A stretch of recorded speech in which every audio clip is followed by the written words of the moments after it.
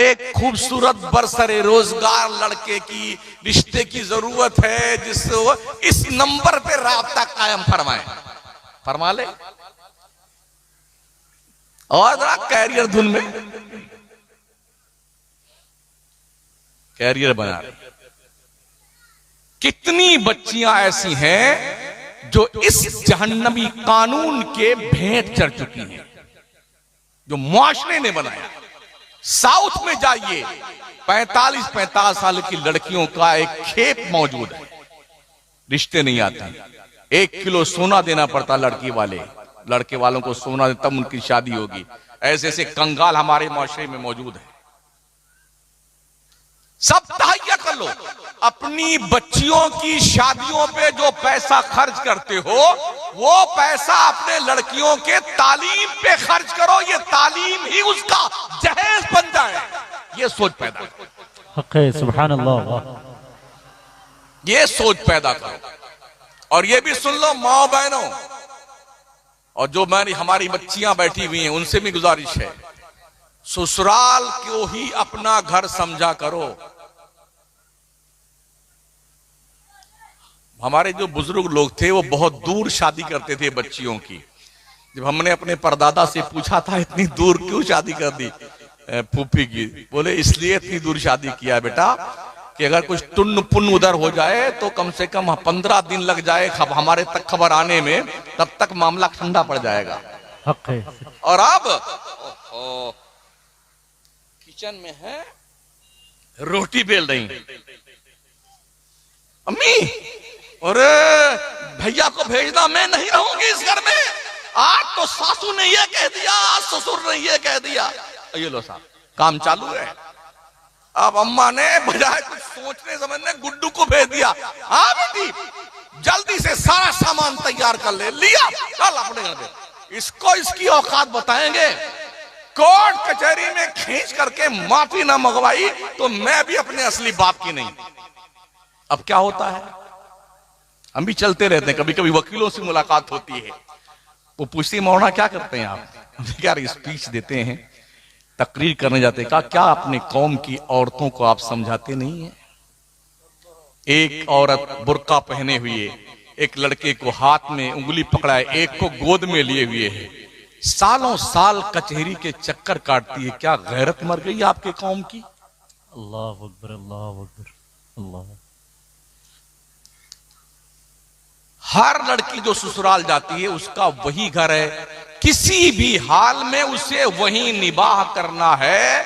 ये उस पर डिपेंड है कि ससुराल के नए माहौल में कैसे वो सेटअप करती है अपना, ये उसकी जिम्मेदारी है। सच है। अगर आप मैके आ गई, जब तक अब्बा हुजूर आपके जिंदा हैं और अम्मी जान, तब तक तो घर में आपकी खैरियत है मैके में।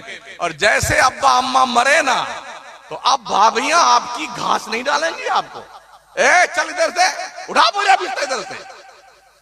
और यहां रहना है तो बर्तन मांज, घर में झाड़ू लगाना है, हमारे बच्चों को कपड़ा धुलना है, ये करना है वो करना, वरना रोटी नहीं मिलेगी तुम्हें।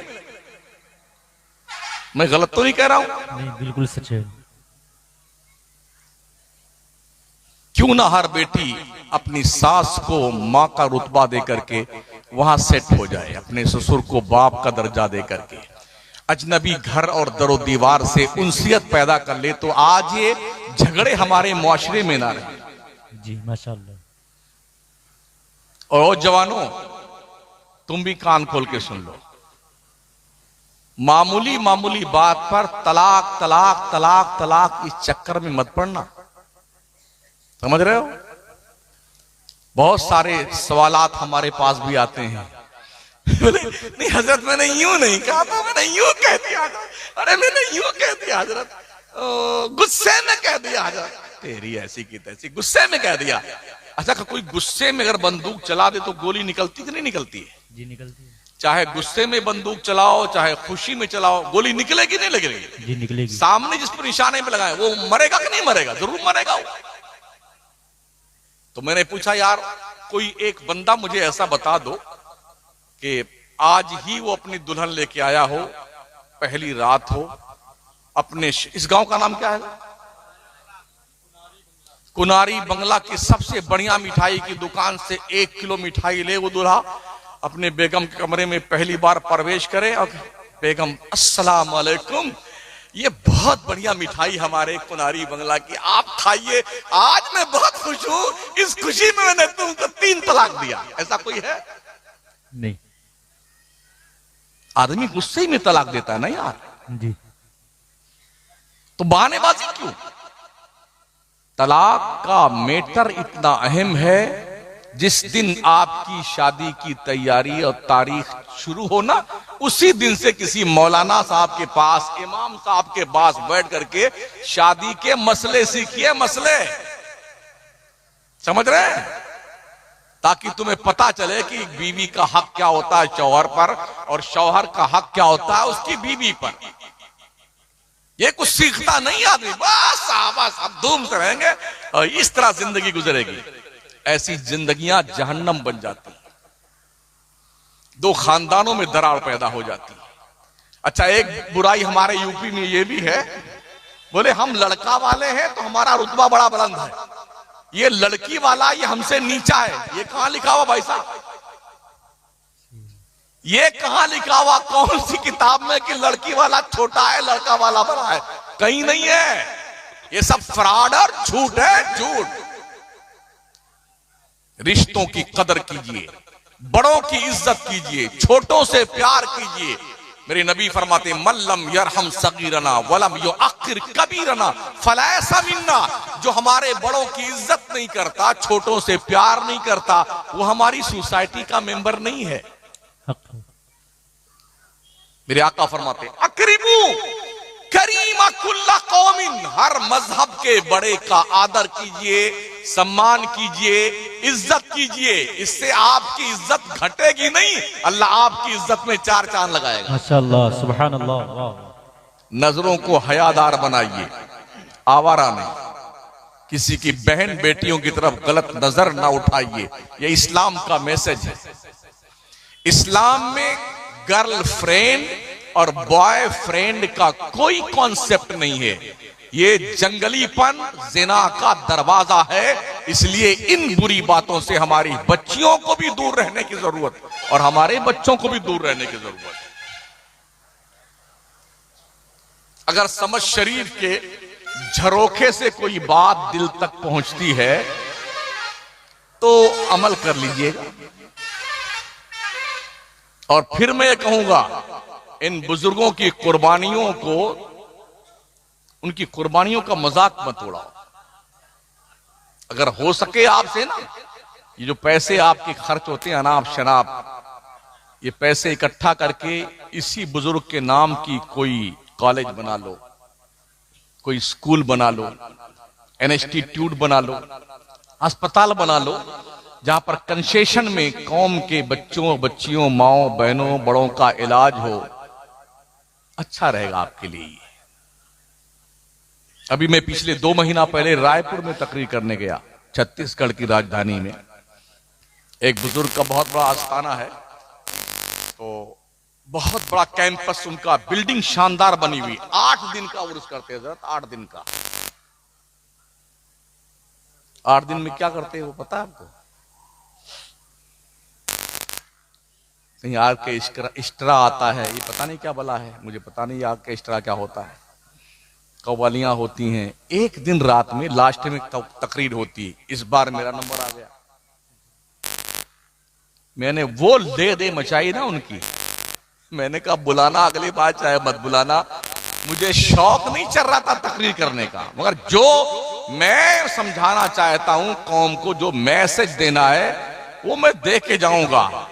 मेरे पास जन्नत का कोई टिकट नहीं कि जन्नत बांट के जाऊं, चाहे तुम जुम्मा ना पढ़ो और तुम ही जन्नत में जाओगे। मेरे बाप को ही पता नहीं कौन जन्नत में जाएगा कौन नहीं जाएगा, मैं तुम्हें कैसे बता दूं जन्नत में जाओगे? तो बहुत बुरी तरह से उनकी क्लास लगाई मैंने कमेटी वालों की।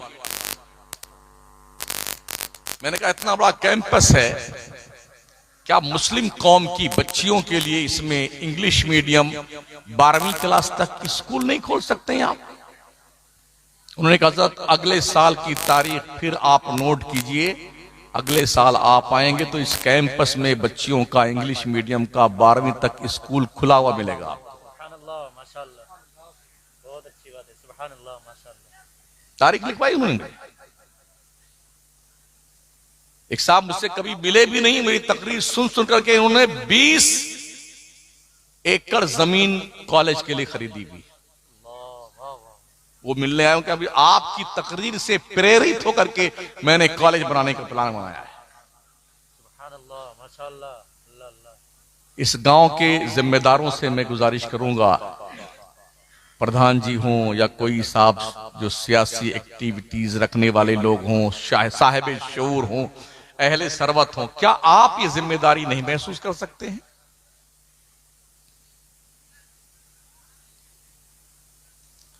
जितने पैसे आप कव्वाली में खर्च करें सब हराम के जाएंगे। कान खोल के सुन लीजिए, सारे पैसे हराम के। कौम की हलाल कमाई के पैसे चंदे आते हैं या आपका पैसा होता है, इसे हराम में आप देंगे लोगों को। अपनी कौम के बच्चों को पढ़ाइए, बच्चियों को पढ़ाइए, कम से कम 12वीं तक क्लास तक ही आप इंग्लिश मीडियम स्कूल। आज की तारीख में तालीम बहुत बड़ा हथियार है इंसान का। दुनिया से आप ताकत में नहीं जीत सकते हैं, दुनिया के पास ताकत बहुत है, आपके पास नहीं। दौलत में नहीं जीत सकते हैं, दुनिया के पास इतनी दौलत है, एक एक रात में पूरा का पूरा स्टेट की हुकूमत खरीद ली जाती है। इधर का एमएलए उधर चला जाता है, रात में 12 बजे से पहले किसी और की हुकूमत थी, 12 बजे के बाद दूसरी पार्टी की हुकूमत बन जाती है। पैसे इतने हैं लोगों के पास में, आप पैसे में भी ताकतवर नहीं। एक ऑप्शन बचता है, वो है तालीम। और तालीम पैसों से खरीदी नहीं जा सकती है। तालीम अपने गुरु का एहतराम करते हुए मेहनत करके सीखी जाती है, तब तालीम आती है इंसान के पास। वाह वाह, सुभान अल्लाह। और जब तालीम इंसान के पास होती है तो वो अहरे गहरे नत्थु खैरे के सामने ऐसे सर झुका के नहीं चलता है, यूं सीधा खड़ा रहता है। वो इल्म इंसान को इज्जत देता है, इल्म इंसान को बावकार करता है, इल्म इंसान को इंसानियत के बुलंद तरीन मकाम पे पहुंचाता है। ये आप पर डिपेंड है कि आप क्या करना चाहते हैं।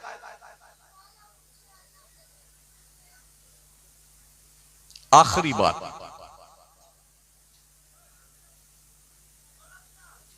ये जो छोटे छोटे बच्चे हैं ना, अभी पहली जिम्मेदारी तो ये है इनके हवाले से कि इन तक इस्लाम कैसे आप पहुंचा सकते हैं।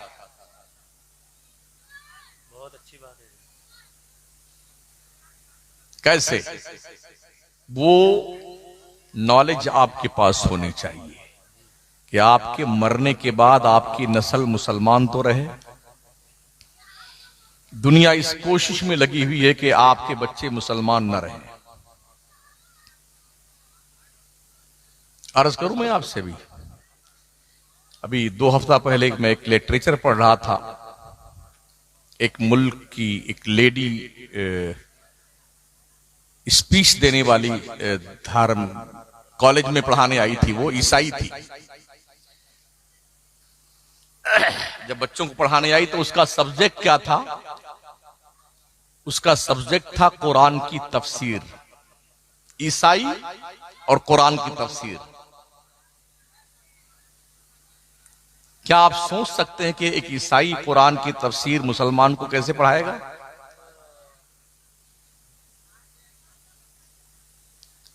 उसने क्लास में प्रवेश करते ही कहा कि बच्चों, मैं ईसाई हूं, कट्टर ईसाई, इस्लाम की दुश्मन हूं, ये मेरा पेशा है, मैं तुम्हें कुरान की तफसीर पढ़ाने आई, ये मेरा पेशा है।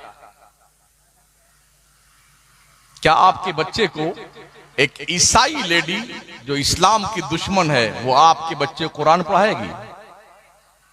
उस बच्चे को कुरानी आयात के ताल्लुक से कंफ्यूज करेगी। ये गलत है, वो गलत है। और बच्चों के दिल दिमाग पर जो बात बिठा दी जाती है वो मरते दम तक खत्म नहीं होती है। अभी लेटेस्ट 2 महीना पहले एक वीडियो देखी मैंने, इसका असर देखिए।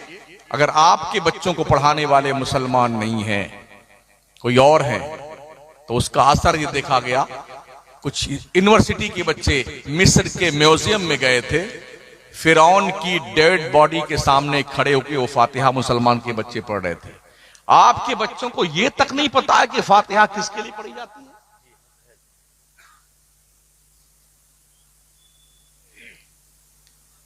हमारा एक स्टूडेंट दिल्ली जेएनयू में पढ़ने गया, अच्छा काबिल बच्चा, अरबी में बहुत अच्छी उसने मेहनत की थी, काफी अच्छी अरबी थी उसकी। जब पढ़ने गया वो क्लास में पहुंचा तो एक दूसरी बिरादरी की लेडी पढ़ाने आई, दीनियात का सब्जेक्ट पढ़ाने के लिए, जो मुसलमान नहीं थी। वो आपके बच्चे को दीनियात पढ़ाएंगी? तो हमारे उस स्टूडेंट ने कहा कि हजरत उसने 35 मिनट अरबी में स्पीच दिया, जबकि मैं अरबी का स्टूडेंट था, बावजूद इसके उसकी स्पीच मेरे बाउंसर चली गई। ये वो दिल का दर्द है जो मैं आपके सामने रख रहा हूं। अपने मुल्क के वफादार बन के रहिए, कभी भी कानून हाथ में ना लीजिए, एक इज्जतदार शहरी और मुल्की बन के रहिए। इस देश के संवारने में, सजाने में हमारे मुल्क के बिरादराने वतन से कहीं ज्यादा मुसलमान का हिस्सा रहा है। दिल्ली में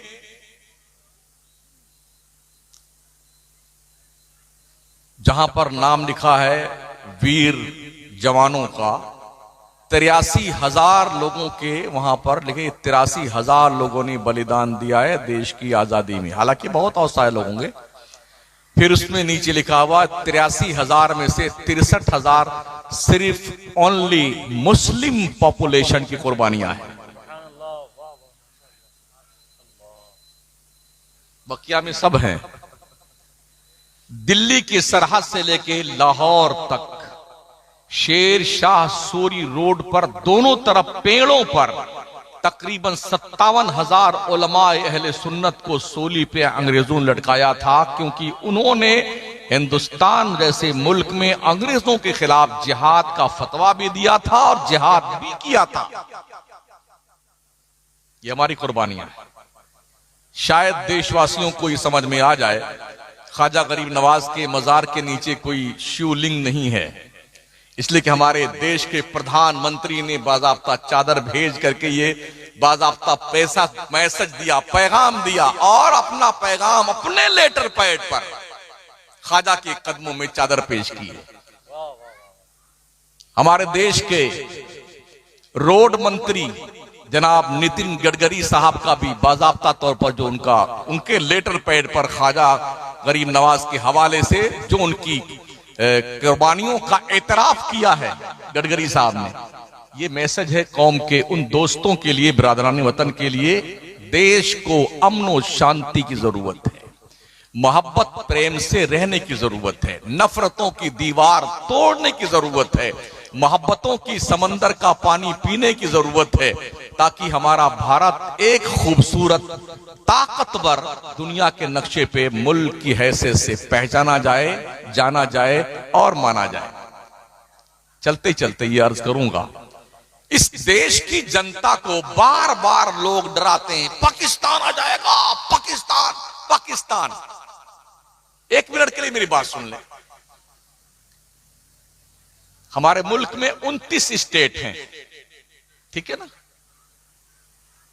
सिर्फ उत्तर प्रदेश की जो पॉपुलेशन है तकरीबन 23.5 करोड़, इसके बराबर पाकिस्तान की पूरी आबादी भी नहीं है।